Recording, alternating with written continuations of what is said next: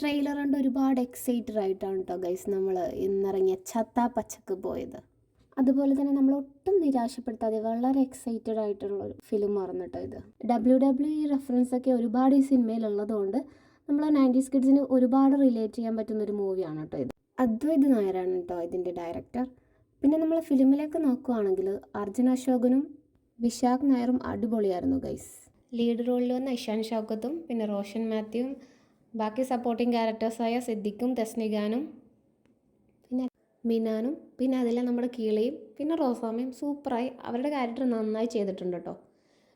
മമ്മൂക്കയുടെ കട്ട ഫാനായി എനിക്ക് തോന്നിയത് ക്യാമറയിലെത്തിയാൽ മമ്മൂട്ടിയുടെ ആ ഒരു പ്രസൻറ്റേഷൻ കുറച്ചും കൂടി ബെറ്റർ ആക്കായിരുന്നു എന്ന് തോന്നി കേട്ടോ. അപ്പോൾ സിനിമ നല്ലതാണ്, നല്ലൊരു ഓളമൊക്കെ തന്നെ ഒരു പടമാണ്. അപ്പോൾ എല്ലാവരും പോയി തിയേറ്ററിൽ പോയെന്ന് കാണണം. പടം എങ്ങനെ ഉണ്ടായിരുന്നു ഏട്ടാ? പറയൂ, പറ, ബാക്കി പറയൂ.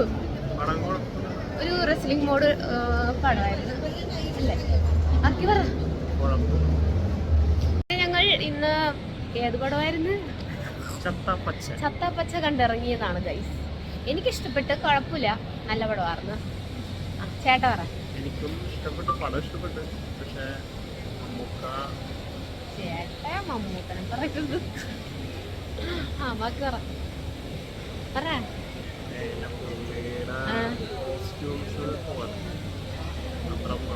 കോസ്റ്റ്യൂംസ് മാത്രമേ ഉള്ളൂ, ബാക്കിയെല്ലാം കൂട്ടാണ്.